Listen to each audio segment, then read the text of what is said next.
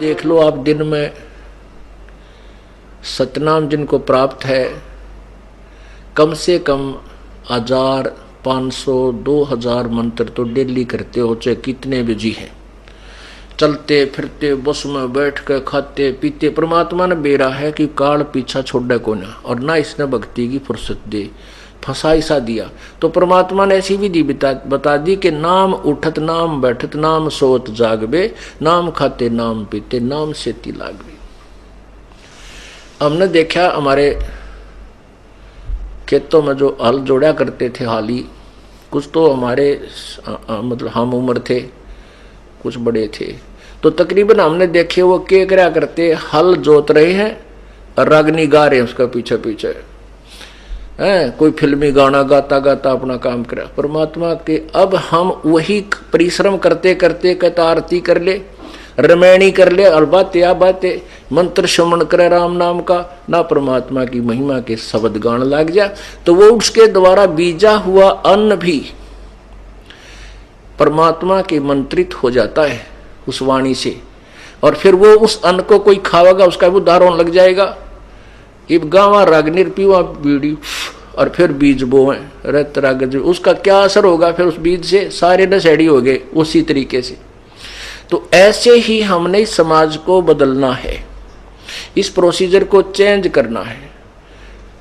किसान मजदूर मजदूरी कर रहा है, अपना सिमरण करे, और सिमरण तो मन हट जाता, फिर अपना भगवान की 2-4 जो भी वाणी याद आ हुआ है गान लाग जा, फिर उस वाणी तो छिक ले, तो फिर सिमरण पर ला दे, फिर रमैणी करने लाग जा, फिर शाम की आरती कर ले, चाहे काम करते करते मजदूरी करते करते आरती कर ले, रोटी पोते पोते कर ले, बर्तन साफ करते करते कर लो, क्योंकि वो तो आत्मा से करनी होती है। तो ऐसे जो कमाई कर ली और फिर मार्ग से भ्रष्ट हो गया, तो वो क्या होगा? अब ब्रह्म जैसे श्वास के सिमरण की कितनी कमाई, फिर एक ओम नाम के मंत्र की कितनी कमाई हो जाएगी जो सतनाम के अंदर है। तो उस ओम नाम की कमाई जो जिसकी अत्यधिक है और रह गया यही काल के जाल में, तो काल उनको सिलेक्ट कर लेता है। उनको इसने एक ब्रह्मांड में नकली कंस्ट्रक्शन करवा रखी है, नकली सतलोक, नकली अलखलोक, नकली अगम और नकली अनामी लोक उनमें रखता है। ये बोली बूझ वाने समझाओ आगे सतलोक, और फिर उन्हीं में से सिलेक्ट करके ब्रह्मा विष्णु महेश की पदवी पर रख लेता है। और जो दूसरे मंत्र का है उसी के आधार वो कमाई फिर उनको वो तो ब्रह्मलोक में खत्म करवा दी ओम आड़ी तय, और फिर उसको उस जो दूसरा मंत्र है जो हमने आगे चलकर ऋण देना था उस पर ब्रह्म के लोक से पार करने के लिए, उस सतनाम के दूसरे मंत्र की कमाई से ब्रह्मा विष्णु महेश और ऊंचे ऊंचे धर्मराज आदि की पदवी दे देता है।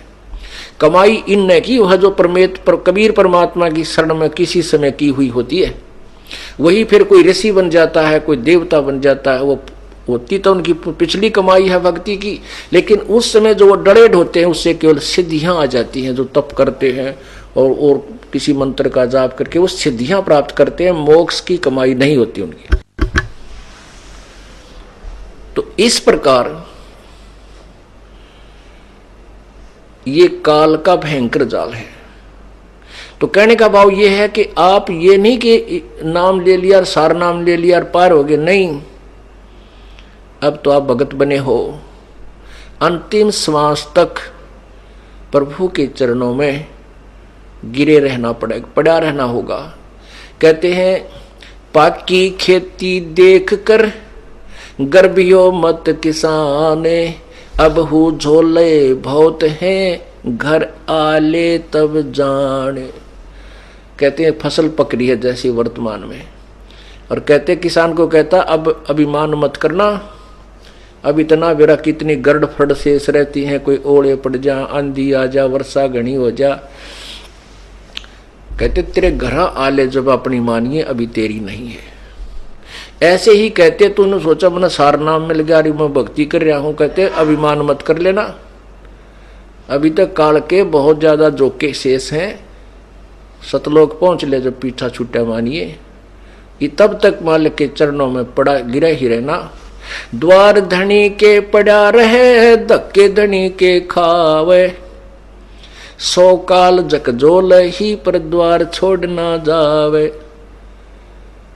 राम नाम रटते रहो, राम नाम रटते रहो, जब तक घट में प्राणी, कब हो तो दीन दयाल के भनक पड़ेगी कान।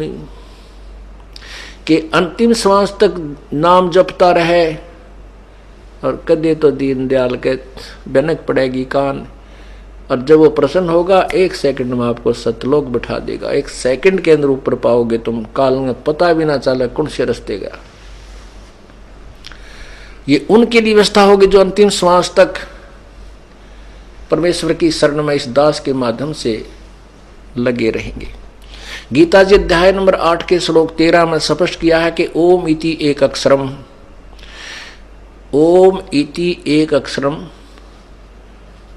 माम व्यवहारन ब्रह्म अनुसमरण। माम ब्रह्म, मुझ ब्रह्म का तो ये एक ओम मंत्र है,